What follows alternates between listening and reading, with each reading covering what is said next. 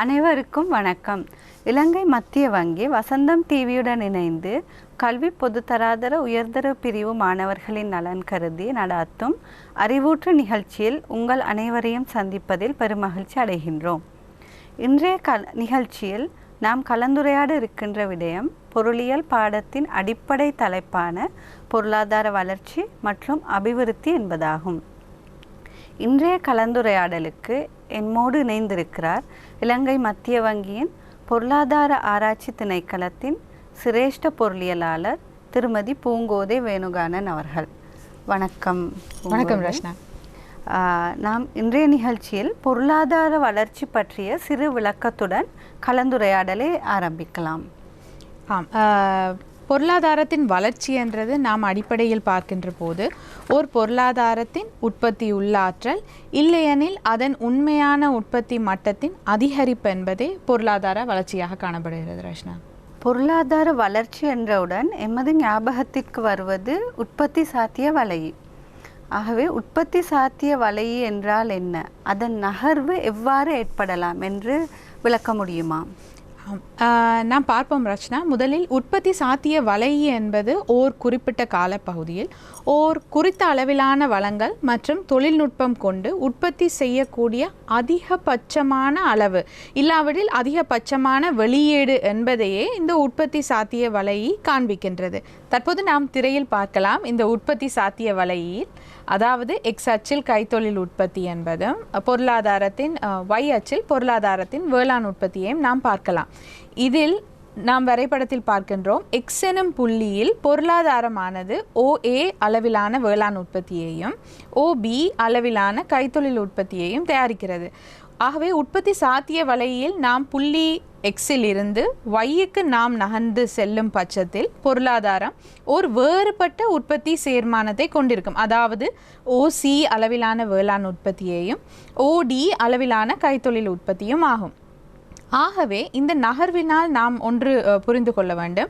இந்த வேளாண் உற்பத்தி என்பது AC அளவினால் குறையும் பட்சத்தில் மாத்திரமே கைத்தொழில் உற்பத்தி என்பது BD அளவினால் அதிகரித்து காணப்படுகிறது. ஆகவே OD அளவிலான கைத்தொழில் உற்பத்தி அதிகரிப்பதன் சந்தர்ப்ப செலவு என்பது AC அளவிலான வேளாண் உற்பத்தியின் இழப்பாக காணப்படுகிறது.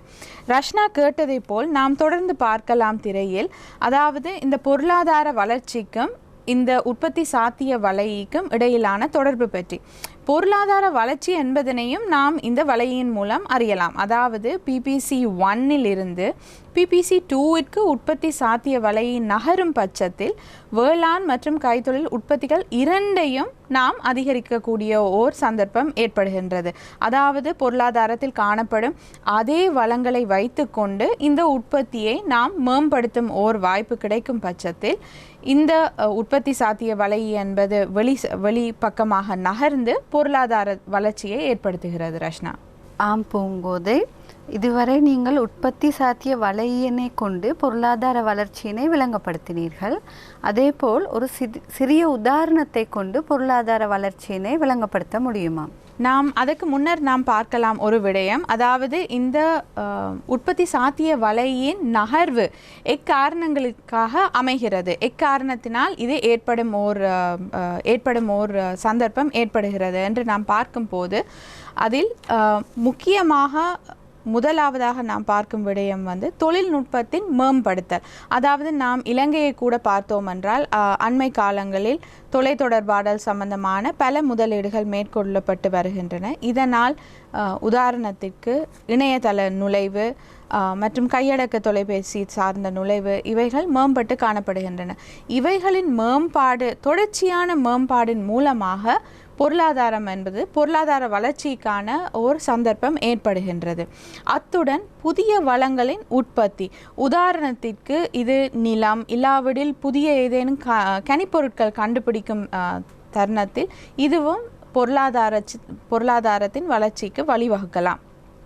அத்துடன் இன்னொரு காரணியாக அமைகிறது பொருளாதார வளர்ச்சிக்கு தொழிற்படையின் அதிகரிப்பு என்பது. அதாவது ஒரு நாட்டின் பிறப்பு வீதம் இல்லாவிடில் கணிசமான அளவினால் இந்த பிறப்பு வீதம் அதிகரிக்கும் பட்சத்தில் இல்லாவிடில் நாட்டை பொறுத்த அளவில் அதிகமான தேறிய குடிபெயர்ச்சி, அதாவது வெளிநாடுகளிலிருந்து உள்நாட்டை நம் நாட்டிற்கு வெளிநாட்டவர்கள் தேறிய குடிபெயர்ச்சி ஒன்று காணப்படுகின்ற பட்சத்தில் இதுவும் பொருளாதார வளர்ச்சிக்கு வழிவகுக்கலாம். அதாவது நாம் முன்னர் பார்த்த அந்த உற்பத்தி சாத்திய வலையின் வெளிநோக்கிய ஒரு நகர்வை ஏற்படுத்தும் ஒரு சாத்தியத்தை வழிவகுக்கிறது இந்த தொழிற்படையின் அதிகரிப்பு என்பது.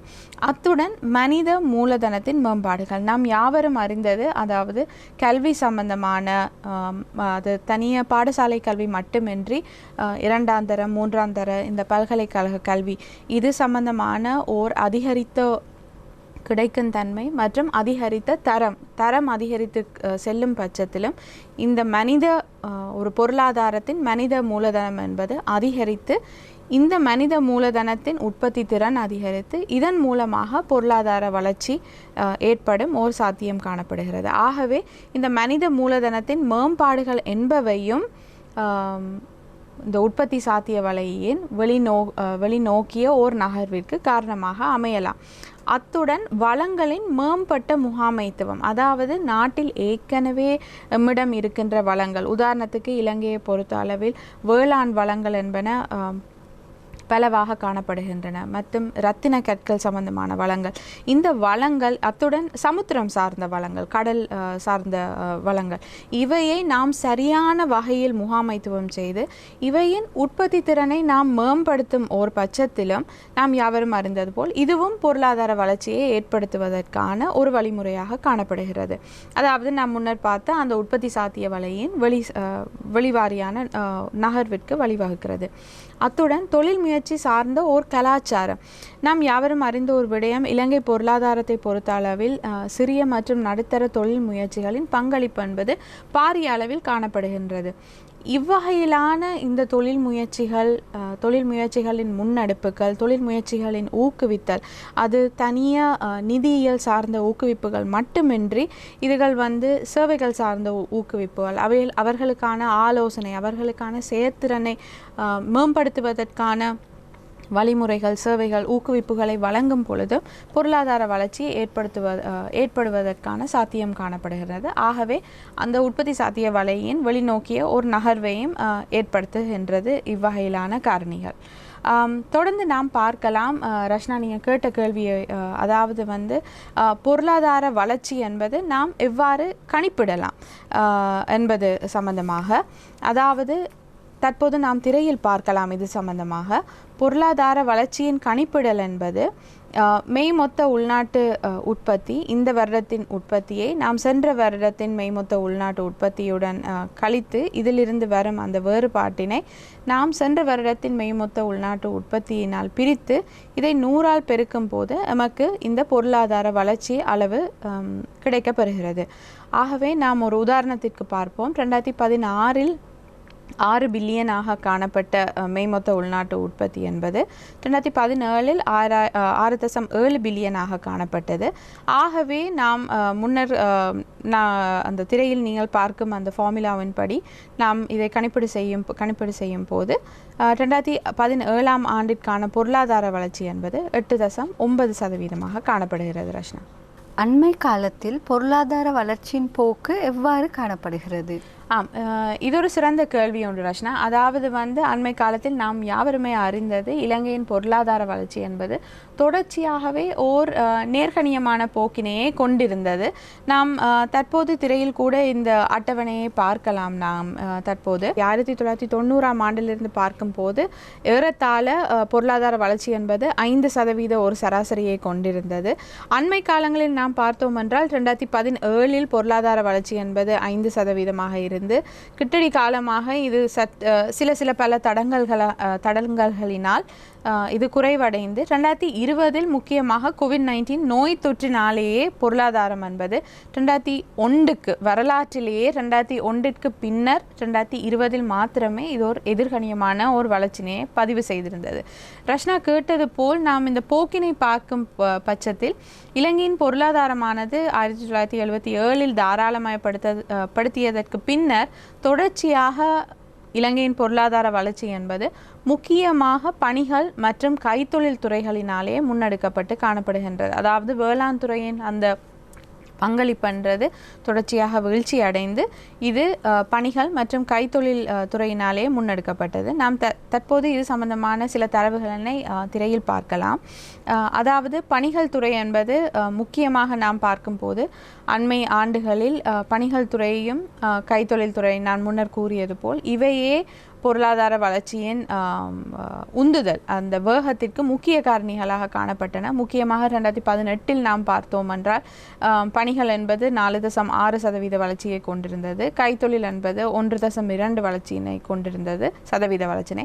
வேளாண்மை என்பது 2018 6.5% வளர்ச்சினை கொண்டிருந்தது. இதை நாம் முக்கியமாக இதில் ஒரு விடயம் நான் குறிப்பிட வேண்டும். நீங்கள் மாணவர்கள் முன்னர் கவனிக்க வேண்டும். 2016 மற்றும் 2017 வேளாண்மை துறை என்பது சில வானிலை குழப்பங்களினால் பின்னடைவுகளை அடைந்த காரணத்தினாலே இவை எதிர்கணிய வளர்ச்சியினை தொடர்ச்சியாக பதிவு செய்ததனால் நாம் ஆங்கிலத்தில் கூறுகின்றோம் பேஸ் இஃபெக்ட். அதாவது ஒரு தாழ்ந்த தளம் இருந்த காரணத்தினாலேயே 2018 நாம் பார்க்கின்றோம் ஒரு பாரிய ஒரு மீட்சியை வேளாண்மை துறை பதிவு செய்திருந்தது.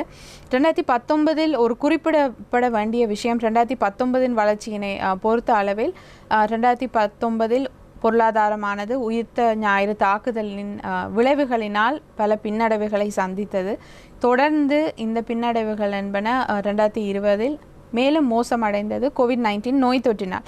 ஆகவே நாம் பார்க்கின்றோம் பணிகள் துறை என்பது 1.5% எதிர்கணிய வளர்ச்சியை பதிவு செய்திருந்தது. கைத்தொழிலும் ஏறத்தாழ 7% ஒரு பின்னடைவை கண்டு எதிர்கணிய வளர்ச்சியான ஒரு பின்னடைவை சந்தித்தது. முக்கியமாக கைத்தொழில் துறையை நாம் பார்க்கின்ற போது கோவிட்-19 தொற்று சம்பந்தமான பல கொத்தணிகள் கைத்தொழில் துறையிலேயே காணப்பட்டன. ஆகவே இவை இந்த தொழிற்சாலைகள் மூடப்பட்ட நிலைமையில் இருந்ததனாலே இந்த துறை பல பின்னடைவுகளை சந்தித்து சரியான வகையில் சென்ற ஆண்டு வளர்ச்சிக்கு பங்களிக்க முடியாத ஓர் சந்தர்ப்பம் ஏற்பட்டது. வேளாண்மை என்பதும் மற்ற பணிகள் மற்றும் கைத்தொழில் உடன் ஒப்பிடுகையில் வேளாண்மையும் எதிர்கணியமான ஒரு வளர்ச்சியை பதிவு செய்திருந்தது. ஆகவே 2020 நாம் பார்த்தோம் என்றால் மீண்டும் நான் கூற விரும்புகின்றேன், வரலாற்றிலேயே இரண்டாவது முறையாகவே மாத்திரம் சுதந்திரத்திற்கு பின்னரான இரண்டாவது முறையாக மாத்திரம் பொருளாதார வளர்ச்சி என்பது 2020 3.6% எதிர்கணியமான ஓர் வளர்ச்சியினை கொண்டிருந்தது. ரஷ்னா, ஒரு பரந்த ரீதியில் இலங்கையின் இப்பொருளாதார வளர்ச்சிக்கான முக்கிய காரணிகளை சுருக்கமாக கூற முடியுமா? நல்ல ஒரு கேள்வி. நாம் இலங்கையின் பொருளாதார வளர்ச்சியை பார்க்கும் போது ரஷ்னா, நான் முன்னர் கூறியது போல் அதாவது 1990 ஆண்டு முதல் சராசரியாக இலங்கையின் பொருளாதார வளர்ச்சி என்பது ஏறத்தாழ ஓர் 5% சராசரியை பதிவு செய்திருந்தது. அத்துடன் முன்னர் நான் கூறியது போல் இது சென்ற ஆண்டு ஓர் வித்தியாசமான சாதாரணமான ஒரு ஆண்டல்ல. நாம் யாவரும் அறிந்த அந்த கோவிட்-19 தொற்றின் விளைவினால் இலங்கையின் பொருளாதார வளர்ச்சி என்பது பாரிய ஒரு பின்னடைவை அடைந்தது.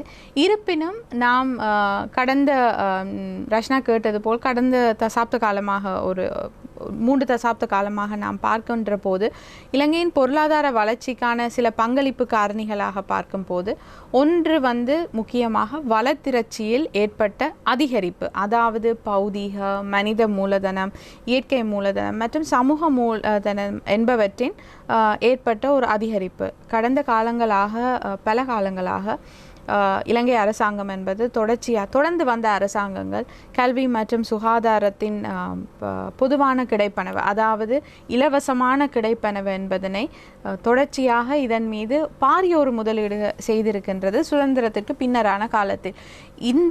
இவ்வகையிலான முதலீடுகளினால் பொருளாதாரம் என்பது இந்த ஆண்டுக்கு ஆண்டு செய்த முதலீடுகளினால் தற்போது பொருளாதாரமானது இதன் பல நன்மைகளை பெற்று வருகின்றது தொடர்ச்சியாக. அத்துடன் போருக்கு பின்னரான காலத்தை நாம் எடுத்து பார்க்கின்ற போது அரசு என்பது பாரிய ஓர் உட்கட்டமைப்பு பௌதிக உட்கட்டமைப்பில் பாரிய முதலீடுகள் செய்திருக்கின்றன. இதை நாம் யாவரும் அறிந்தது. உதாரணத்திற்கு நெடுஞ்சாலைகள், விரைவு பாதைகள், துறைமுகங்கள் இவைகள் யாவிலும் பாரிய முதலீடுகளை செய்வது காரணத்தினால் நம் பொருளாதாரத்தின் அந்த இயக்க ஆற்றலை மேம்படுத்தும் ஒரு வாய்ப்பு மேம்படுத்தி உள்ளது இவ்வகையிலான முதலீடுகள். இவையும் இலங்கையின் அண்மைக்கால பொருளாதார வளர்ச்சிக்கு பங்களித்திருக்கின்றன. குறிப்பிட வேண்டும், நாம் இந்த சென்ற ஆண்டின் பின்னடைவுக்கு மத்தியிலும் நாம் நம்முடைய பிராந்திய நாடுகளுடன் ஒப்பிடுகையில், அத்துடன் பிராந்திய நாடுகள் மட்டுமின்றி கிழக்காசிய நாடுகளுடன் ஒப்பிடுகையில் இலங்கையின் பொருளாதாரத்தில் காணப்பட்ட அந்த பின்னடைவு என்பது நாம் முன்னர் பார்த்திருந்தோம். அந்த எதிர்கணியமான 3.6% என்பது அவைகளுடன் ஒப்பிடுகையில் சற்று குறைவாகவே காணப்படுகின்றது. அதாவது அவர்களுடைய எதிர்கணியமான வளர்ச்சி என்பது 3.6 விட அதிகமாகவே காணப்படுகின்றது. 10-11% பொருளாதாரங்கள் வீழ்ச்சி பெற்றிருக்கின்றன. ஆகவே இந்த கோவிட்-19 தொற்று இந்த சவாலுக்கு மத்தியிலும் எம்முடைய பொருளாதாரமானது இவ்வகையிலான ஒரு வளர்ச்சி, அதாவது எதிர்கணியமான வளர்ச்சியாக இருந்த போதிலும் இவ்வகையிலான ஒரு போக்கினை கொண்டிருப்பதற்கான ஒரு காரணம் இந்த முதலீடுகள் என்பன நம் பொருளாதாரத்தின் மீண்டெழுந்தன்மை, அதாவது நாம் ஆங்கிலத்தில் கூறுகின்றோம் ரெசிலியன்ஸ். ஒரு சவால்களுக்கு பின்னர் அது எவ்வகையில் மீண்டெழுகின்றது, இந்த வகையிலான ஒரு தன்மையை பொருளாதாரம் கொண்டிருந்தது. அத்துடன் அண்மை காலங்களில் நாம் இலங்கையின் பொருளாதாரத்தை பார்க்கின்ற போது ஒரு படிப்படியான அதிகரிப்பு காணப்படுகின்றது உற்பத்தி திறனில். இது ஒரு பாரிய அளவில் இல்லாத போதிலும் ஒரு படிப்படியான அதிகரிப்பு, ஒரு படிப்படியான ஒரு தொடர்ச்சியான ஒரு அதிகரிப்பு காணப்படுகின்றது. முக்கியமாக இலங்கையின் பொருளாதாரம் வேளாண்மை துறையில் இருந்து பணிகள் மற்றும் கைத்தொழில் துறை சார்ந்த ஒரு பொருளாதாரமாக மாறிக்கொண்டு வார காரணத்தினாலேயே இந்த உற்பத்தி திறனின் மேம்பாடு என்பது காணப்படுகின்றது. முக்கியமாக போருக்கு பின்னரான காலத்தில் இந்த பாரிய உற்பத்தி திறன் அதிகரிப்பு என்பது காணப்படுகின்றது. இதுவும் பொருளாதாரத்தின் வளர்ச்சி போக்கினை முன்னெடுத்து செல்வதற்கான ஒரு காரணமாக இருக்கின்றது. அத்துடன் போருக்கு பின்னரான காலத்தில் நாம் யாவரும் அறிந்தது பொருளாதார உறுதிப்பாடு என்பது இலங்கை மத்திய வங்கியின் இரு குறிக்கோள்களான பொருளாதாரம் மற்றும் விலை உறுதிப்பாடு மற்றும் நிதியியல் முறைமை உறுதிப்பாடு இவை இரண்டும் தொடர்பில் இலங்கை மத்திய வங்கி மட்டுமின்றி அரசாங்கமும் இரண்டும் சேர்ந்து இந்த பொருளாதாரத்தின் பொருளாதாரத்தினை ஒரு உறுதிப்பாட்டான நிலைமையில் பேணுவதற்கான பல வழிமுறைகளை தொடர்ச்சியாக எடுத்து வருகின்றன. இந்த காரணத்தினாலும் எம்முடைய பொருளாதாரம் பல சிக்கல்களுக்கு மத்தியிலும் இவ்வகையிலான ஒரு அதிக அளவில் நேர்கணியமான ஒரு போக்கினை கொண்டிருப்பதற்கான ஒரு சந்தர்ப்பம் காணப்பட்டது. அத்துடன் தொழில்நுட்ப முன்னேற்றம் நாம் முன்னர் பார்த்திருந்தோம். இந்த உற்பத்தி சாத்திய வலையை வெளிநோக்கி நகர்த்துவதற்கு, பொருளாதார வளர்ச்சியை ஏற்படுத்துவதற்கு தொழில்நுட்ப முன்னேற்றம் என்பதும் ஒரு முக்கிய காரணமாக காணப்படுகிறது.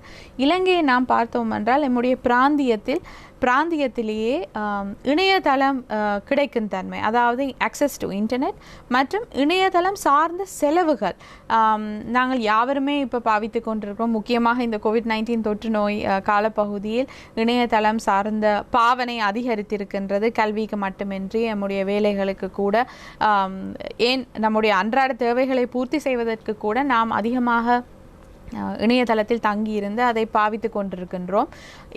இதில் முக்கியமாக இந்த அதிகரித்த பாவனைக்கு ஒரு காரணமாக இருப்பது இலங்கையில் காணப்படுகின்ற இணையதளம் சம்பந்தமான குறைந்த அளவிலான செலவுகள். உண்மையிலேயே உலகளாவிய ரீதியில் கூட நாம் பார்க்கின்ற போது இலங்கையில் காணப்படுகின்ற இணையதள செலவுகள் என்பது மிகவும் ஒரு தாழ்ந்த மட்டத்தில் காணப்படுகின்றது. ஆகவே இந்த அதிகரித்த கிடைக்கும் தன்மை,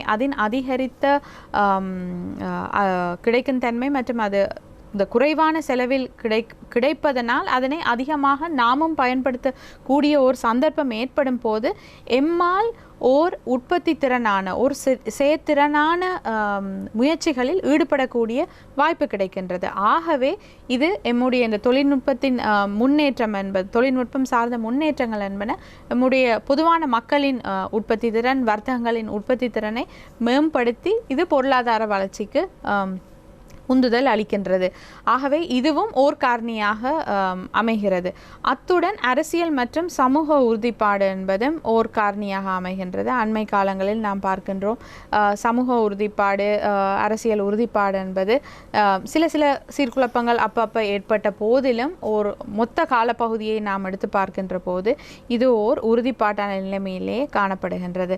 அத்துடன் ஆராய்ச்சி மற்றும் அபிவிருத்திக்கான முயற்சிகள் அண்மை காலங்களில் பல முக்கியமாக போருக்கு பின்னரான காலங்களில் இந்த அபிவிருத்தி சார்ந்த முயற்சிகள், நாம் முன்னர் பார்த்த சிறிய மற்றும் நடுத்தர தொழில் முயற்சிகள் சார்ந்த முன்னெடுப்புகள், இவைகளுக்கான வங்கி வசதிகள், நிதியியல் உதவிகள், இவைகளுக்கான ஊக்குவிப்புகள், மற்றது ஆலோசனை வழங்கும் அவ்வகையிலான சேவைகள், அவர்களின் செயற்திறனை மேம்படுத்துவதற்கான சேவைகள், இவைகள் போன்றவை அரசினால் அதிகமாக வழங்கப்பட்டு வருகின்றது.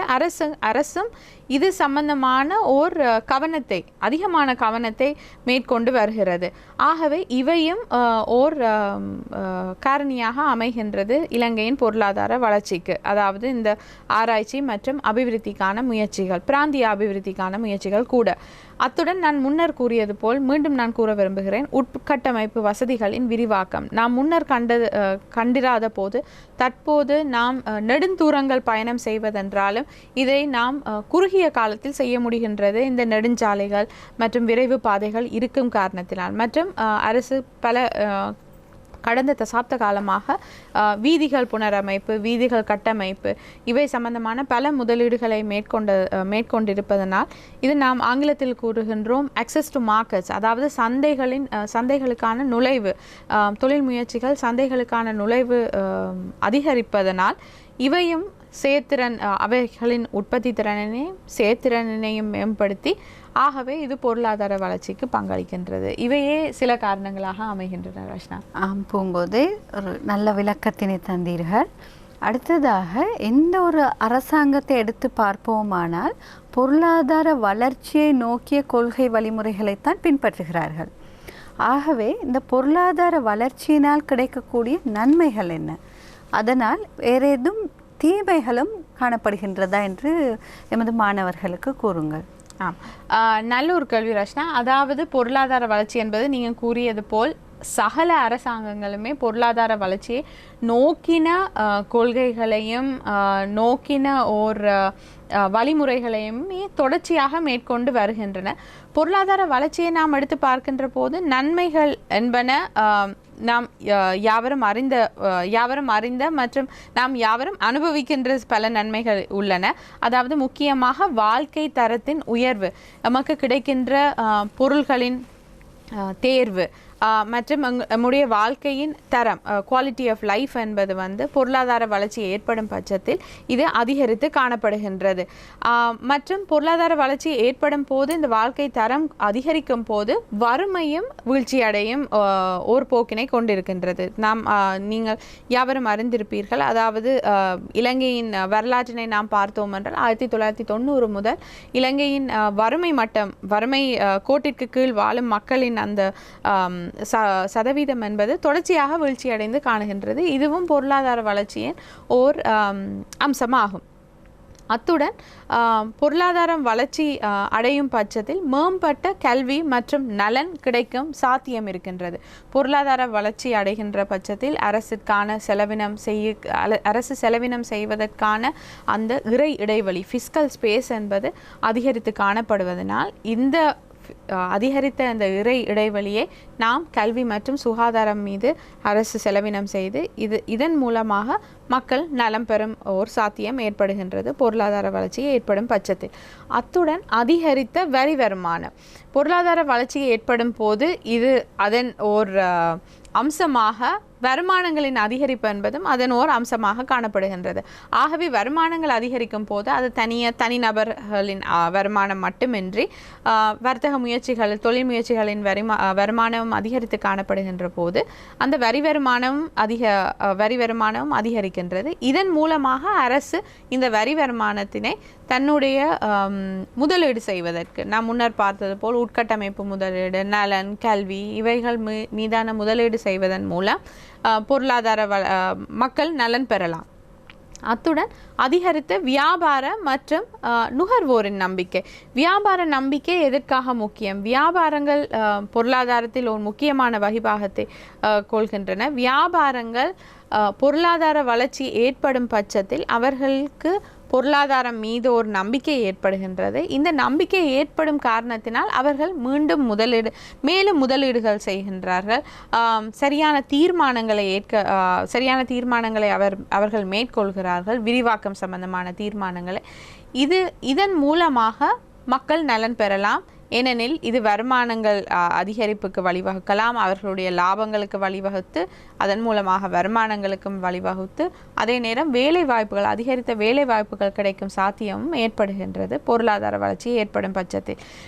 நுகர்வோரை பொறுத்த அளவில் நுகர்வோருக்கான நான் முன்னர் கூறியது போல் தேர்வுகள், அதாவது கன்சியூமர் சாய்ஸ் என்பது அவர்களுக்கான கிடைக்கின்ற பண்டங்கள், சேவைகள், அவர்கள் சம்பந்தமான வேறுபட்ட பண்டங்கள், வேறுபட்ட சேவைகள் கிடைக்கும் ஒரு தன்மையும் காணப்படுகின்றது பொருளாதார வளர்ச்சி ஏற்படும் போது. நாங்கள் யாவரும் அறிந்தது, கதைக்கிறது மற்றும் கலந்து ஆலோசிப்பது பொருளாதார வளர்ச்சியின் நன்மைகளை பற்றி. இருப்பினும் பொருளாதார வளர்ச்சியை நாம் எடுத்து பார்க்கின்ற போது சில தீமைகளும் ஏற்படுகின்றன. எல்லா விடயங்களிலும் சில நல்லது இருக்கின்றது ரஷ்னா, அதே நேரம் சில தீமைகளும் இருக்கின்றது.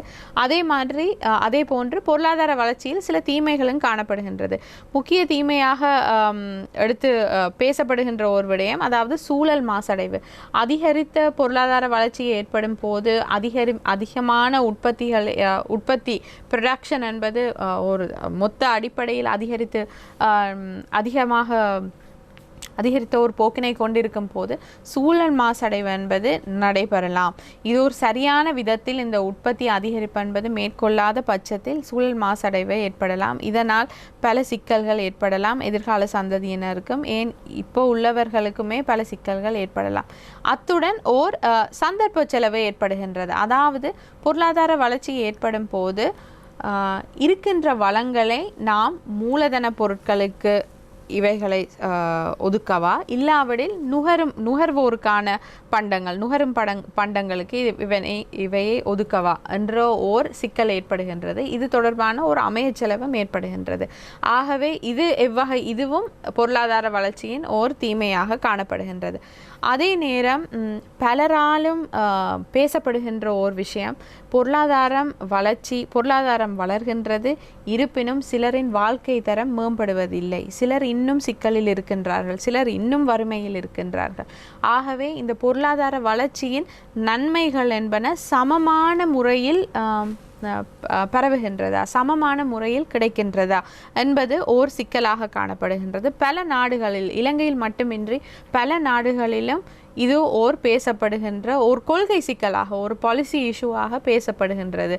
அதாவது பொருளாதார வளர்ச்சியின் நன்மைகள் என்பன சகல மக்களுக்கும் கிடைக்கின்றதா என்று.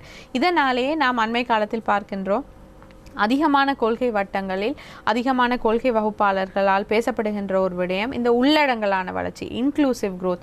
யாவரும் அந்த வளர்ச்சியில் இருந்து நன்மை பெற வேண்டும், அதே வேளையில் அவர்கள் அந்த வளர்ச்சி போக்கிற்கு பங்களிக்கும் ஓர் சந்தர்ப்பம் ஏற்படும் வகையிலான ஓர் வளர்ச்சியே இந்த உள்ளடங்கலான வளர்ச்சி. அப்போ இந்த பொருளாதார வளர்ச்சி என்று நாம் அதை மட்டும் எய்தாமல் அரசாங்கங்கள், இலங்கையின் அரசாங்கம் கூட இந்த இன்க்ளூசிவ் growth, அதாவது உள்ளடங்கலான வளர்ச்சியை நோக்கியே அந்த ஒரு தன்மையை கொண்டிருக்கும் ஒரு பொருளாதார வளர்ச்சியே இது எய்துகிறது. அத்துடன் பொருளாதார வளர்ச்சி இடம்பெறும் பட்சத்தில் இன்னொரு சிக்கல் அதில் நகரமயமாக்கல். யாவரும் தங்களுடைய கிராமிய வாழ்க்கையிலிருந்து நகரப்புறங்களுக்கு வந்து அங்கே மேலும் அதிகரித்த வருமானங்களை ஈட்டும் ஓர் வாய்ப்புகளை நோக்கி நகர்கிறார்கள். ஆகவே இந்த நகரமயமாக்கலிலும் பல சிக்கல்கள் இருக்கும். உங்களில் பலரும் நகரங்களில் வாழ்ந்து கொண்டிருப்பீர்கள், நீங்கள் அறிந்திருப்பீர்கள். வாகன நெரிசல், ஜனங்கள் நெரிசல், சில சிறு வீடுகளில் வாழ்வது, இவை போன்ற சில சிக்கல்கள் நகரப்புறங்களில் காணப்படுகின்றன. ஆகவே பொருளாதார வளர்ச்சியின் தவிர்க்க முடியாத அம்சமாக இந்த நகரமயமாக்கல் உள்ளது. இந்த நகரமயமாக்கலும் ஓர் தீமையாக காணப்படுகின்றது. நாம் அதாவது யாவுமே நகரமயமாக காணப்படுகின்ற நேரம் இதுவும் ஓர் சிக்கலை ஏற்படுத்துகின்றது ரஷ்னா பொருளாதாரத்தில்.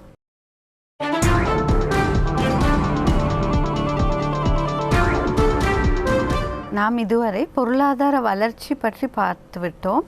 அடுத்ததாக பொருளாதார அபிவிருத்தி பற்றி ஒரு சிறிய விளக்கத்தினை கூற முடியுமா? நல்ல ஒரு கேள்வி ரஷ்னா. அதாவது பொருளாதார அபிவிருத்தி என்பது பொருளாதார நலன் இல்லையெனில் பொருளாதாரத்தின் உற்பத்தி திறன் மற்றும் அதன் பொருள் வளம் என்பவையின் வளர்ச்சியின் மூலம் மக்களின் நலன் அதிகரிப்பதனால் ஏற்படுவதே பொருளாதார அபிவிருத்தியாக காணப்படுகின்றது. எல்லா நாடுகளிலுமே பொதுவாக அரச கொள்கைகள் என்பவை ஓர் தொடர்ச்சியான மற்றும் நிலைத்திருக்கக்கூடிய பொருளாதார வளர்ச்சியை எய்துகின்றன. இது நான் முன்னர் கூறியிருந்தேன், அந்த உள்ளடங்கலான வளர்ச்சி பாதை என்பதை. இதன் மூலம் அபிவிருத்தி அடைந்து வரும் பொருளாதாரங்கள் அபிவிருத்தி அடைந்த பொருளாதாரங்களாக மாறலாம் இந்த பொருளாதார அபிவிருத்தியினால். ஆகவே முக்கிய அபிவிருத்தி குறிக்கோள்களாக பொருளாதார அபிவிருத்தியில் நாம் பார்க்க வேண்டிய முக்கிய குறிக்கோள்கள் யாவை என்றால், அவசிய பொருட்களின் வெளியீடு மற்றும் தரத்தினை அதிகரிப்பது. இதில் உணவு மற்றும் வீடு வசதிகளின் தரம் மற்றும் அவையின் கிடைக்கும் தன்மை முக்கியமாக காணப்படுகின்றன பொருளாதார அபிவிருத்தியில். அத்துடன் கல்வி மற்றும் நலன்புரி சேவை தரத்தினை அதிகரிப்பது மற்றும் அதன் நுழைவினை அதிகரிப்பது. அதாவது அவையின் கிடைக்கும் தன்மை, அக்சஸ் என்று நாம் கூறுகின்றோம் ஆங்கிலத்தில். இந்த அக்சஸ் என்பதை அதிகரிப்பது. வீதிகள் உட்கட்டமைப்பு, பௌதிக உட்கட்டமைப்பு மற்றும் தொலைத்தொடர்பு போன்ற உட்கட்டமைப்பு வசதிகளில் முதலீடு செய்வது என்பதும் பொருளாதார அபிவிருத்திக்கு அவசியமாக காணப்படுகிறது. அத்துடன் மற்றும் பொதுவாகவே பொருளாதாரம் மற்றும் சமூகம் சார்ந்த தெரிவுகளை அதிகரிப்பது. அதாவது மக்களுக்கான சாய்ஸஸ், நீங்கள் எவ்வகையிலான பண்டங்களை வாங்க போகின்றீர்கள், நீங்கள் ஒரு மருத்துவ சேவையை நாடி செல்லும் போது உங்களுக்கு பல வைத்தியசாலைகளிலிருந்து நீங்கள் தெரிவு செய்ய முடியுமா? இல்லாவிடில் உங்களுக்கு ஒரே ஒரு வைத்தியசாலை தான் இருக்கின்றது, இல்லாவிடில் ஒரே ஒரு பாடசாலை தான் இருக்கின்றது. இப்படியான விஷயங்கள், அதாவது உங்களுக்கான தெரிவினை அதிகரிப்பதும் பொருளாதார அபிவிருத்தியின் ஓர் குறிக்கோளாக காணப்படுகின்றது.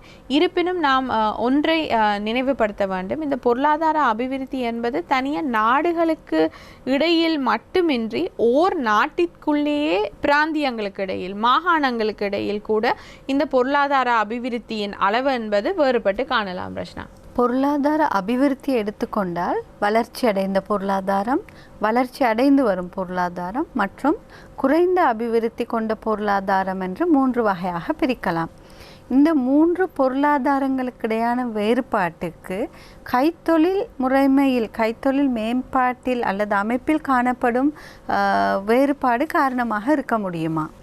இதுவும் நல்ல ஒரு கேள்வி ரஷ்னா. இந்த அபிவிருத்தி அடைந்து வரும் பொருளாதாரங்கள், அபிவிருத்தி அடைந்த பொருளாதாரங்கள் மற்றும் தாழ்ந்த அபிவிருத்தி அடைந்த பொருளாதாரங்களுக்கு இடையிலான இந்த வித்தியாசங்கள், இவர்களின் இந்த அபிவிருத்தி மட்டங்களுக்கு இடையிலான உள்ள வித்தியாசங்களுக்கு பல காரணிகள் இருக்கின்றன. நீங்கள் சரியான ஒரு கேள்வி கேட்டிருந்தீர்கள். அதாவது இந்த கைத்தொழில் அமைப்பு சம்பந்தமானது. இப்போ நாம் அபிவிருத்தி அடைந்த பொருளாதாரங்களை நாம் பார்க்கின்ற போது பெரும் பகுதியான தொழில்நிலை மற்றும் வெளியீடு சேவைகள்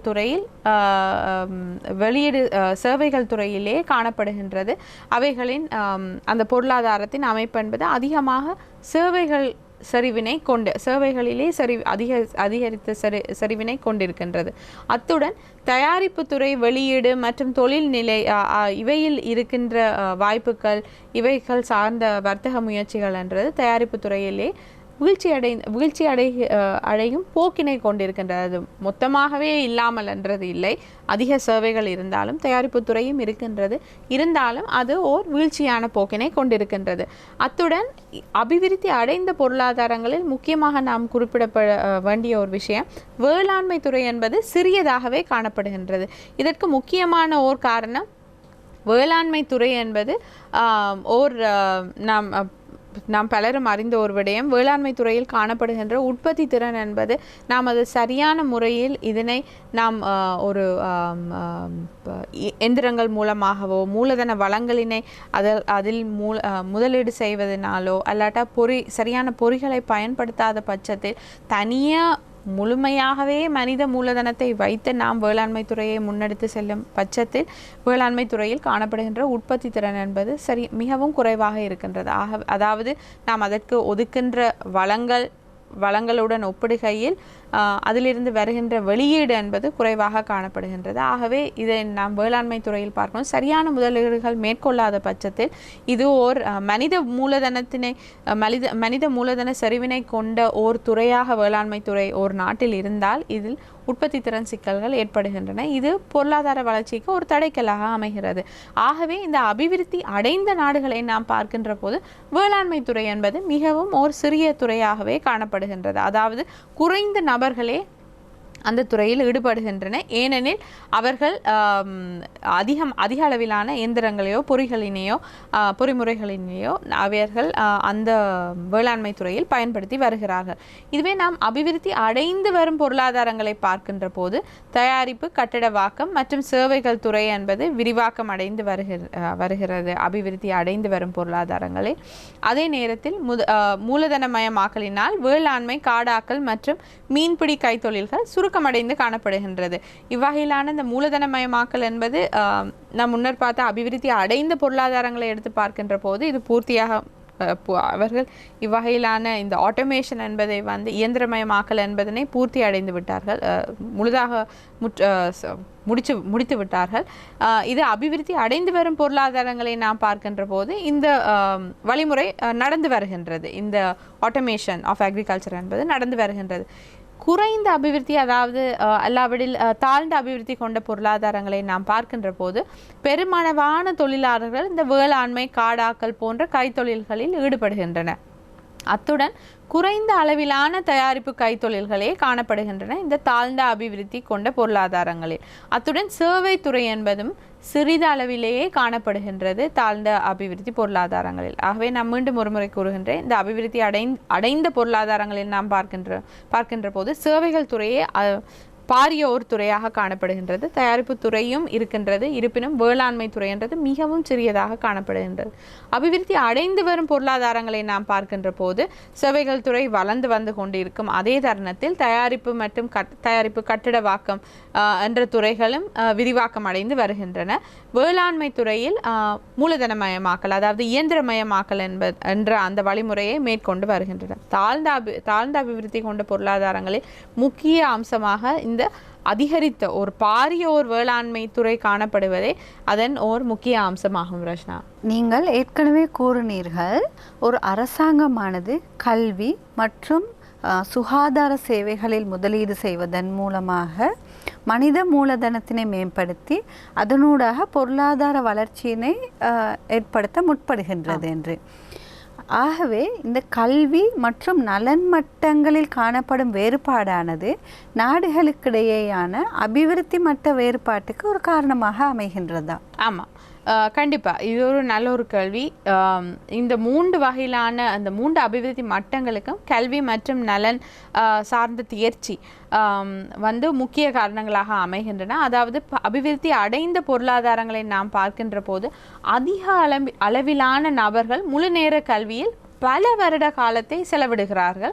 பெருமளவிலான மக்கள், அதாவது கல்வி மீதான அவர்களின் கவனம் அதிகமாக காணப்படுகின்றது. அது தனியே பாடசாலை கல்வியுடன் நிறுத்தாமல் அவர்கள் மேற்பட்ட படிப்பு, அதற்கு பின்னரான பட்டப்படிப்புகளையும் அவர்கள் தொடர்ச்சியாக மேற்கொண்டு அவர்கள் தங்களுடைய அந்த இயலாற்றலை, தங்களுடைய அந்த கெப்பாசிட்டியை அதனையும் அவர்களுடைய உற்பத்தி திறனையும் செயற்திறனையும் அவர்கள் தொடர்ச்சியாக மேம்படுத்தி வருகின்றனர்.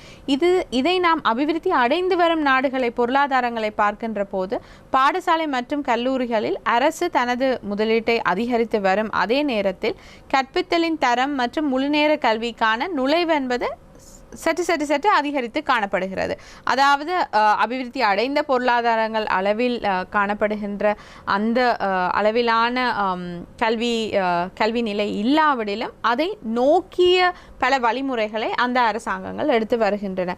இதுவே நாம் குறைந்த அபிவிருத்தி இல்லாவிடில் தாழ்ந்த அபிவிருத்தி கொண்ட பொருளாதாரங்களை பார்க்கின்ற போது வளங்கள் குறைவாகவே காணப்படுகின்றது. இவ்வகையிலான சேவைகளையே கிடைக்கிறது கடினமாக இருக்கின்றது. கல்வி சம்பந்தமான சேவைகள் வந்து ஒரு மட்டுப்படுத்தப்பட்ட அளவிலான சேவைகளையே காணப்படுகின்றது.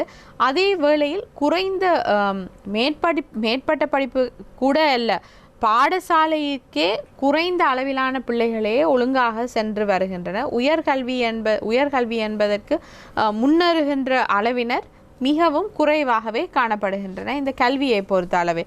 நாம் தொடர்ச்சியாக பார்க்கலாம். ரஷ்னா கேட்டது போல் நலன் மற்றும் சுகாதார சேவைகள் தொடர்பானவையும் இது நாம் அபிவிருத்தி அடைந்த பொருளாதாரங்களில் பார்க்கின்ற போது பெரும் பகுதியான மக்களுக்கு இலவசமாக இல்லாவிடில் மானிய விலையில் தரமான சுகாதார சேவைகள், அதில் முக்கியமான ஒரு விடயம் வந்து அபிவிருத்தி அடைந்த பொருளாதாரங்களில் தரமான சுகாதார சேவைகள். நீங்கள் பணத்தை கொடுத்து அந்த சேவைகளை பெற்றாலும் தரமான சேவைகள் உங்களுக்கு கிடைக்கக்கூடிய ஒரு சந்தர்ப்பம் ஏற்படுகிறது அபிவிருத்தி அடைந்த பொருளாதாரங்களில். அபிவிருத்தி அடைந்து வரும் பொருளாதாரங்களில் நாம் பார்க்கின்ற போது சிறந்த தரமுடன் இது தொடர்ச்சியாக மேம்பட்டு வருவதுடன் கிடைக்கும் தன்மையும் இந்த அபிவிருத்தி அடைந்து வரும் பொருளாதாரங்களில் அதிகரித்து வருகின்றன. அதாவது ஒரு அதிகரித்த போக்கினை கொண்டிருக்கின்றது நலன் சேவைகளின் தரம் மற்றும் அதன் கிடைக்கும் தன்மை.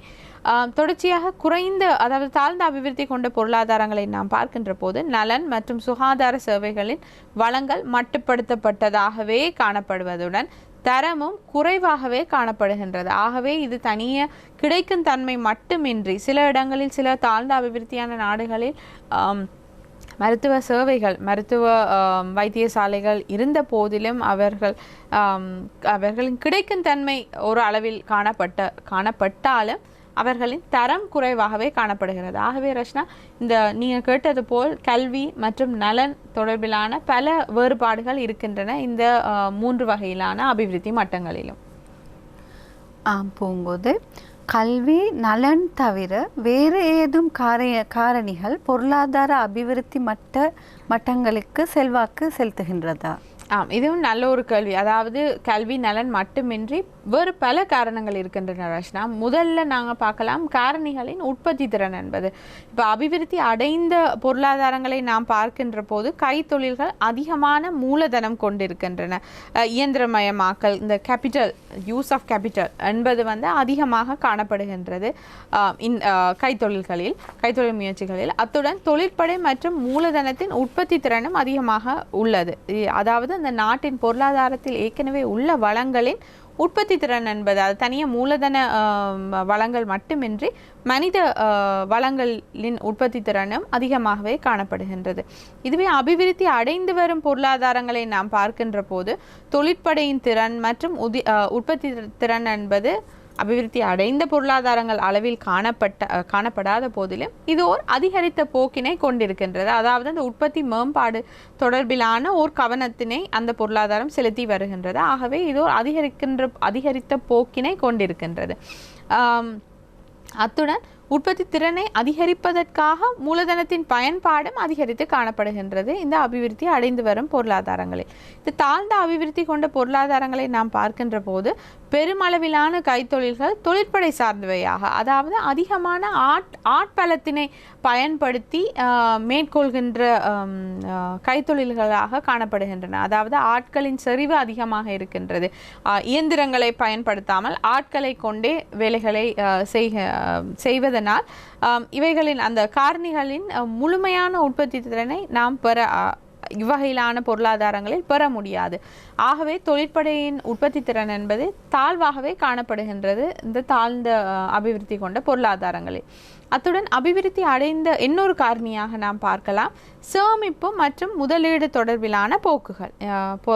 இந்த பொருளாதாரங்களில் சேமிப்பு மற்றும் முதலீடு தொடர்பிலான போக்குகள். இப்போ அபிவிருத்தி அடைந்த பொருளாதாரங்களை நாம் பார்க்கின்ற போது அபிவிருத்தி இவ்வகையிலான பொருளாதாரங்களில் வங்கி தொழில் முறைமையும் மிகவும் சிறந்த மட்டத்தில் காணப்படுகின்றது. அதாவது ஒரு அபிவிருத்தி அடைந்த மட்டத்தில் காணப்படுகின்றது. அதன் கிடைக்கும் தன்மை, சேவைகளின் தரம் மற்றது சேவைகளின் வகைகள் கூட அதிகமாகவே காணப்படுகின்றது. இப்போ மொத்த சேமிப்புகள் ஒப்பீட்டு ரீதியில் அதிகமாக காணப்படுவதுடன் இவை நிறுவனங்கள் மற்றும் உட்கட்டமைப்பு தொடர்பிலான முதலீடுகளுக்கு பயன்படக்கூடிய நிலையில் காணப்படுகின்றன. ஆகவே அது கணிசமான அளவு மட்டுமின்றி இவைகளை நாம் சரியான விடயங்களில் முதலீடு செய்வதற்கான வாய்ப்புகள் ஏற்படுகின்றன இந்த அபிவிருத்தி அடைந்த பொருளாதாரங்களில். அத்துடன் நிறுவனங்களும் அரசும் பன்னாட்டு மூலங்களிலிருந்து மூலதனத்தை இலகுவாக பெற்றுக்கொள்ளக்கூடிய வகையில் காணப்படுகின்றன அபிவிருத்தி அடைந்த பொருளாதாரங்கள். அதாவது இது வெளிநாட்டு நேரடி முதலீடுகள் மட்டுமின்றி ஈவன் மல்டிலேட்டரல் ஏஜென்சிஸ் நாம் கூறுகின்றோம், பல்புடை முகவர்கள், உதாரணத்திற்கு உலக வங்கி, ஆசிய அபிவிருத்தி வங்கி, பன்னாட்டு நாணய நிதியம், இவ்வகையிலான முகவர்களிடமிருந்து தேவையான நிதி உதவிகளையும் தேவையான ஆதரவினையும் பெற்றுக்கொள்ளக்கூடிய ஒரு தரத்தில் காணப்படுகின்றன அபிவிருத்தி அடைந்த பொருளாதாரங்கள். அபிவிருத்தி அடைந்து வரும் பொருளாதாரங்களை நாம் பார்க்கின்ற போது சராசரி வருமானங்கள் உயர்வதனால் சேமிப்புகளும் அதிகரித்த ஒரு போக்கினை கொண்டிருக்கின்றது. வங்கி தொழில் முறைமைகளும் அபிவிருத்தி அடைந்து வருகின்றன. அபிவிருத்தி அடைந்த பொருளாதாரங்களின் மட்டத்தில் காணப்படாத போதிலும் அவை தொடர்ச்சியாக மேம்பட்டு வருகின்றன. புதிய முதலீடு வாய்ப்புகள் காணப்படுவதனால் பன்னாட்டு மூலங்களிலிருந்து மூலதனம் கவரப்படுகின்றது. இவ்வகையிலான பொருளாதாரங்கள் அபிவிருத்தி அடைந்து கொண்டு வரும் ஒரு போக்கினை கொண்டிருப்பதனால் அந்த பொருளாதாரத்தில் பல வாய்ப்புகள் ஏற்படுகின்றன. உற்பத்தி சார்ந்த வாய்ப்புகள், முதலீடுகள் சார்ந்த வாய்ப்புகள் எழும் பட்சத்தில் இவைகள் சம்பந்தமான முதலீடுகளை வெளிநாடுகளிலிருந்து கவர்வதற்கான சாத்தியம் காணப்படுகின்றது அபிவிருத்தி அடைந்து வரும் பொருளாதாரங்களில். அத்துடன் கணிசமான மற்றும் துரிதமான உட்கட்டமைப்பு அபிவிருத்தி காணப்படுகின்றது அபிவிருத்தி அடைந்து வரும் பொருளாதாரங்கள். இவை இரண்டுக்கும் வேறுபட்டதாக தாழ்ந்த அபிவிருத்தி கொண்ட பொருளாதாரங்களை பார்க்கின்ற போது வங்கி தொழில் முறைமை என்பது அது அபிவிருத்தி அடையாத நிலையில் காணப்படுவதுடன் அந்த தரங்கள் சேவைகளின் தரம், சேவைகளுக்கான வங்கி தொழில் சேவைகளுக்கான நுழைவு, நாம் ஆங்கிலத்தில் கூறுகின்றோம் ஃபைனான்சியல் இன்க்ளூஷன் என்றது.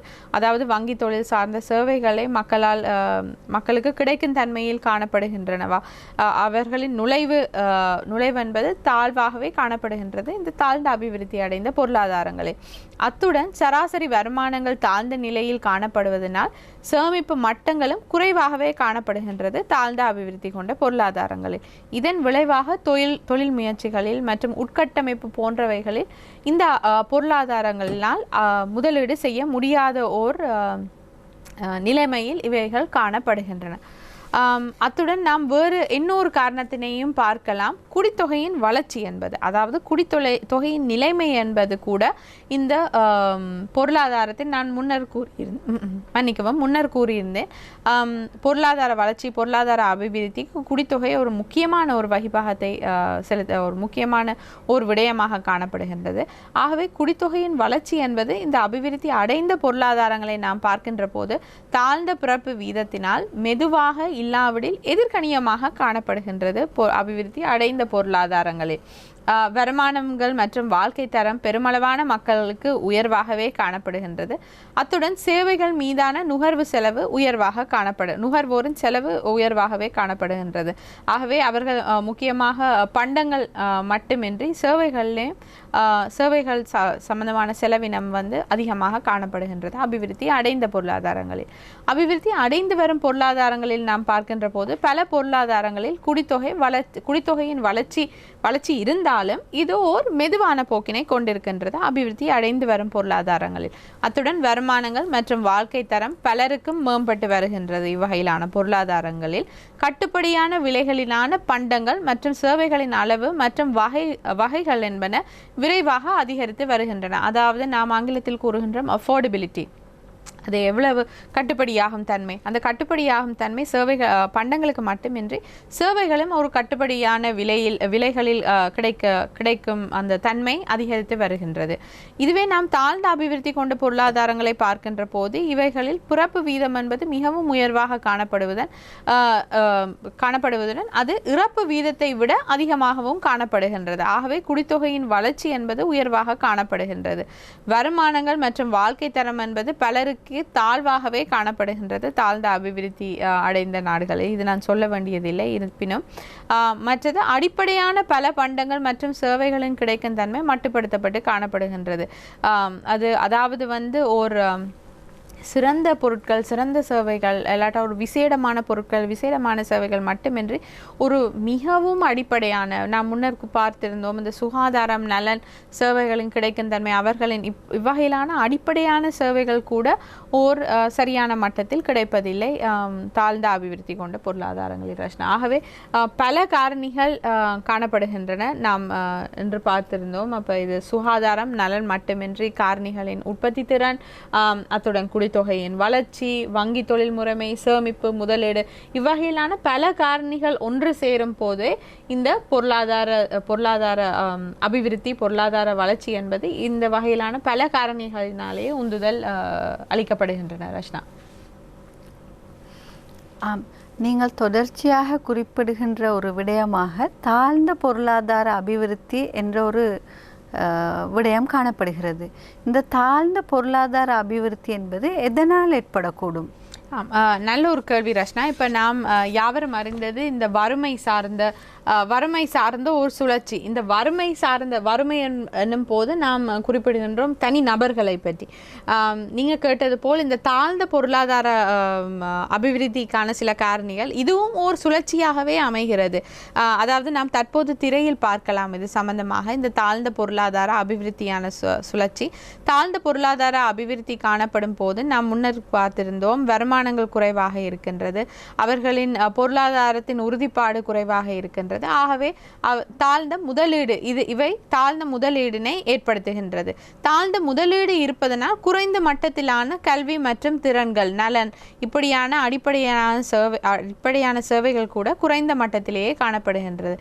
இவை குறைவாக காணப்படும் காரணத்தினால் மனித வளம் மட்டுமின்றி பொருளாதாரத்தில் காணப்படுகின்ற சகல வளங்களின் உற்பத்தி திறனும் தாழ்ந்த நிலைமையிலேயே காணப்படுகின்றது. தாழ்ந்த உற்பத்தி திறன் ஏற்படும் போது உற்பத்தி ஏதேனும் இருந்தாலும் பொருளாதாரத்தில் இது ஒரு விசேடமான அளவிலான லாபங்களை ஈட்டுத்தர முடியாது. ஆகவே மக்கள் இடையே இருக்கின்ற வருமானங்களும் தாழ்ந்த மட்டத்திலேயே காணப்படுகின்றது. தாழ்ந்த வருமானங்கள் ஏற்படும் போது மீண்டும் இதை மூலதனமாக செலுத்துவது கஷ்டமாக காணப்படுகிறது. ஆகவே இது மூலதனத்தின் போதாமையை விளைவிக்கின்றது. மறுபடியும் மூலதனத்தின் போதாமை என்பது மறுபடியும் தாழ்ந்த பொருளாதார அபிவிருத்தியை ஏற்படுத்துகிறது. ஆகவே இது ஓர் சுழற்சியாகவே காணப்படுகின்றது. இந்த சுழற்சியிலிருந்து தப்புவதற்கான முக்கிய விடயங்களாக நாம் முன்னர் குறிப்பிட்டிருந்த காரணிகளில் சில காரணிகள், எல்லா நாடுகளும் சகல காரணிகள் மீதும் கவனம் செலுத்த முடியாத பட்சத்திலும் சில காரணிகள் மீது சில காலங்களுக்கு வரையறுக்கப்பட்ட சில காலங்களுக்கு அதன் மீது கவனம் செலுத்துவதனால் இந்த இவ்வகையிலான ஒரு கொடூரமான சுழற்சியிலிருந்து நாடுகள் விடுவிக்கப்படலாம் ரஷ்னா. தாழ்ந்த பொருளாதார அபிவிருத்தி பற்றிய ஒரு நல்ல விளக்கத்தினை தந்தீர்கள் பூங்கோதே. அடுத்ததாக பொருளாதார அபிவிருத்தி என்ற விடயத்துடன் பரவலாக பார்க்கப்படும் ஒரு விஷயம்தான் தலைக்குரிய மொத்த உள்நாட்டு உற்பத்தி, அதாவது பெர் கேபிட்டா ஜிடிபி என்று சொல்லுவோம். அந்த தலைக்குரிய மொத்த உள்நாட்டு உற்பத்தியை பற்றி சற்று குறிப்பிட முடியுமா? நல்ல ஒரு கேள்வி. பலரும் பேசுகின்ற மற்றும் பலராலும் எளிதாக விளங்கக்கூடிய ஒரு விடயமாக இந்த தலைக்குரிய வருமானம் காணப்படுகின்றது. அதாவது ஒரு நாட்டின் மொத்த உள்நாட்டு உற்பத்தியை அதன் மொத்த குடித்தொகையினால் பிரிப்பதனால் அந்த நாட்டின் பொருளாதார அபிவிருத்தியின் மட்டம், அதாவது இந்த தலைக்குரிய மொத்த உள்நாட்டு உற்பத்தி இந்த அளவு என்பதனை கணித்து அதன் மூலமாக நாம் சராசரி வாழ்க்கை தொடர்பிலான ஒரு மேம்பட்ட நோக்கு நமக்கு மற்ற ஒரு பரவலான ஒரு பரந்த அளவிலான நோக்கு கிடைக்கும் நமக்கு. ஆகவே இந்த தலைக்குரிய மொத்த உள்நாட்டு உற்பத்தி மூலம் அந்த நாட்டில் ஒரு நபருக்கான சராசரி வருமானத்தை நாம் அளவிடக்கூடிய ஒரு சாத்தியம் ஏற்படுகிறது ரஷ்னா. நீங்கள் குறிப்பிட்டது போல் இந்த தலைக்குரிய மொத்த உள்நாட்டு உற்பத்தியில் ஏதேனும் குறைபாடுகள் உள்ளனவா? நல்ல ஒரு கேள்வி ரஷ்னா. அதாவது இந்த தலைக்குரிய மொத்த உள்நாட்டு உற்பத்தியை, தலைக்குரிய வருமானத்தை நாம் பார்க்கின்ற போது அதில் பல சிக்கல்கள் காணப்படுகின்றன. நாம் முன்னர் கூறியது போல் இது ஓர் பரந்த அளவிலான ஓர் அளவீடாகவே காணப்படுகின்றது. இருப்பினும் இதிலிருந்து நாம் ஓர் வாழ்க்கை தரம் சம்பந்தமாக, அதாவது மக்களின் அரசியல் மற்றும் கலாச்சார சுதந்திரம், தரமான கல்வி கிடைக்கின்றதா, தரமான நலன் சேவைகள் கிடைக்கின்றன, இவை போன்ற விடயங்கள் இந்த தலைக்குரிய வருமானத்தில் நாம் இதில் அந்த தலைக்குரிய வருமானம் என்ற அளவீட்டிலிருந்து நாம் இது சம்பந்தமான தகவல்களை பெற முடியாது. அத்துடன் மக்கள் தங்களுக்காகவே செய்கின்ற சில வேலைகள், உதாரணத்திற்கு நீங்கள் உங்களுடைய ஒரு தோட்டத்தில் நீங்கள் வேலை செய்யும் போது இது சம்பந்தமான தரவுகள், இது சம்பந்தமான உங்களுடைய உள்ளீடுகள், உங்களுடைய அந்த உற்பத்தி மொத்த உள்நாட்டு உற்பத்தியில் உள்ளடங்காத பட்சத்தில் இவ்வகையிலான இந்த அன்பெய்டு ஒர்க், அதாவது சம்பளம் இல்லாத ஊதியம் அல்லாத வேலைகள் மற்றும் நலன்புரி சங்கங்கள், நலன்புரி சேவையாளர்கள், இவர்களுடைய இந்த வாலண்டரி ஒர்க், தன்னார்வலர்களுடைய வேலைகளும் உள்ளடங்காது. ஆகவே இவ்வகையிலான வேலைகளை நீங்கள் மக்கள் மேற்கொண்டாலும் இவைகள் தலைக்குரிய இந்த வருமானத்தில் மொத்த வருமானத்தில் இவைகள் பிரதிபலிக்கப்பட மாட்டாது. அத்துடன் நாம் முன்னர் பார்த்தது போல் பொருளாதார வளர்ச்சி, பொருளாதார அபிவிருத்தி என்பவை சூழல் மீதும் இயற்கை வளங்கள் மீதும் ஓர் தாக்கத்தினை கொண்டிருக்கின்றது. இவ்வகையிலான இந்த எதிர்கணிய தாக்கத்தினையும் நாம் அளவீடு செய்ய முடியாது. ஆகவே இந்த மொத்த தலைக்குரிய வருமானத்தில் இவ்வகையிலான தாக்கங்களும் இதில் உள்ளடக்கப்படாது. அத்துடன் நான் முன்னர் கூறிய இன்னொரு விடயம், இந்த மக்களுக்கு இடையே இந்த பொருளாதார வளர்ச்சி, பொருளாதார அபிவிருத்தி என்பது சரியான விதத்தில் கிடைக்கின்றதா, சரியான விதத்தில் இந்த பரம்பல் இருக்கின்றதா என்பதனையும் இந்த தலைக்குரிய மொத்த உள்நாட்டு உற்பத்தி என்பது காண்பிக்காது ரஷ்னா. ஆகவே இதில் சில சிக்கல்கள் இருக்கின்றது. அது தொடர்ச்சியாக வளர்ந்து செல்லும் ஒரு போக்கினை கொண்டிருந்தாலும் அது முழுமையான